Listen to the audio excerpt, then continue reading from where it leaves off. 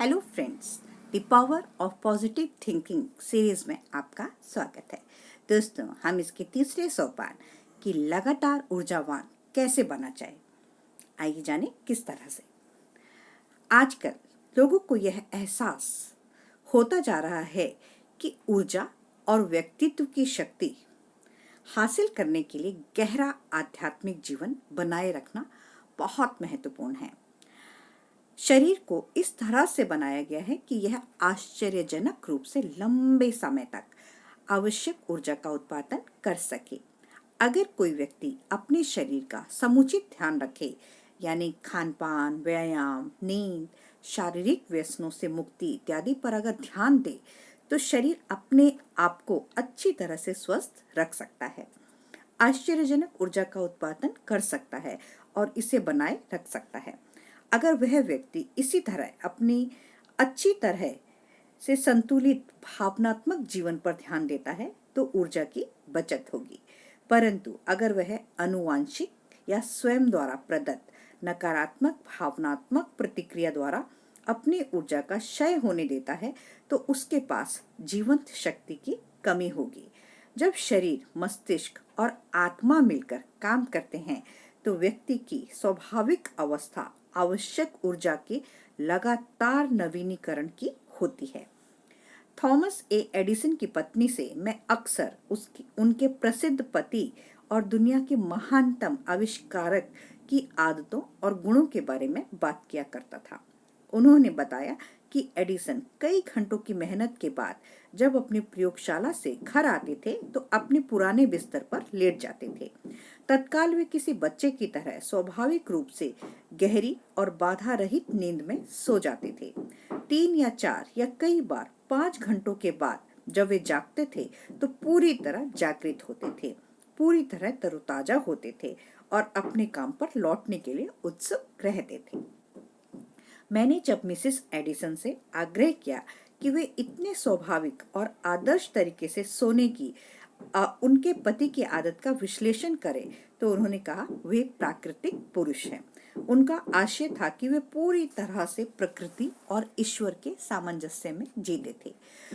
उनमें कोई असंतुलन नहीं था, कोई संघर्ष नहीं था, कोई भावनात्मक अस्थिरता नहीं थी, कोई मानसिक गड़बड़ी भी नहीं थी।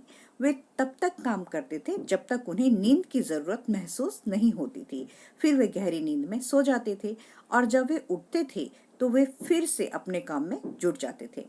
एडिसन कई सालों तक जीवित रहे और कई मायनों में वे अमेरिकी महाद्वीप में रहने वाले शायद सबसे रचनात्मक जीनियस थे।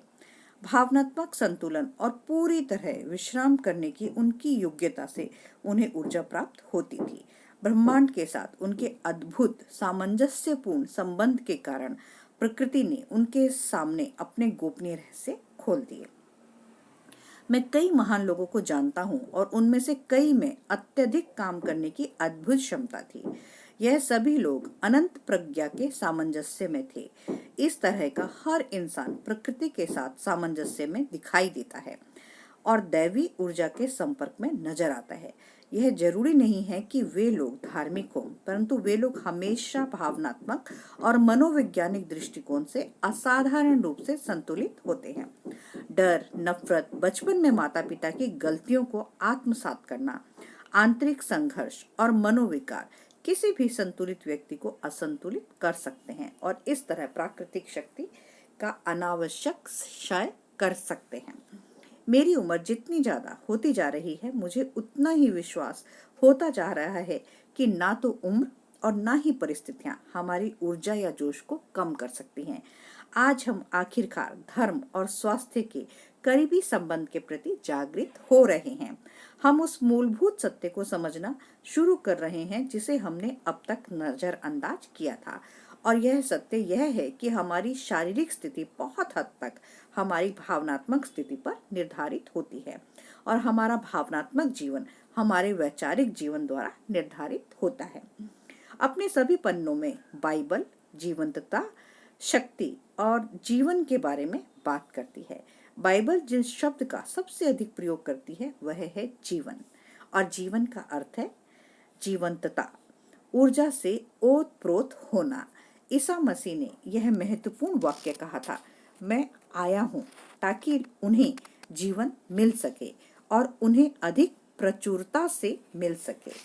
ऐसा नहीं है कि इस जीवन में दर्द या कष्ट बिल्कुल नहीं होंगे, परंतु स्पष्ट संकेत यह है कि यदि कोई व्यक्ति ईसाई धर्म के रचनात्मक सिद्धांतों का अभ्यास करता है तो वह शक्ति और ऊर्जा के साथ रह सकता है। ऊपर बताए गए सिद्धांतों का अभ्यास व्यक्ति को जीवन की सही गति पर ले जाएगा। हमारी शक्तियां तीव्र गति के कारण नष्ट होती हैं, क्योंकि वर्तमान युग में हम असामान्य गति का जीवन जी रहे हैं। ऊर्जा की बचत इस बात पर निर्भर करती है कि हमारे व्यक्तित्व की गति ईश्वर की गति के अनुरूप हो और उसके तालमेल में हो। सही गति वही है जो ईश्वर की गति के सामंजस्य में है। आप में ईश्वर का निवास है। अगर आप एक गति से चलेंगे और ईश्वर दूसरी गति से चलेगा तो आप खुद पर बहुत ज्यादा तनाव डाल रहे हैं। हालांकि ईश्वर की चक्की धीमे पीसती है, परंतु यह बहुत बारीक पीसती है। हम में से ज्यादातर लोगों की चक्की बहुत तेज गति से पीसती है और इसलिए बहुत खराब या मोटा पीसती है। जब हम ईश्वर की लय के हिसाब से चलते हैं तो हम अपने आप में उसकी एक सामान्य गति विकसित कर लेते हैं और ऊर्जा लगातार मुक्त रूप से प्रवाहित होती रहती है। तो दोस्तों, मेरी वीडियो आपको यकीनन पसंद आई होगी। आप इसे अपने दोस्तों में शेयर कीजिए, मेरी वीडियो को लाइक कीजिए, सब्सक्राइब कीजिए। गुड बाय दोस्तों, बाय बाय।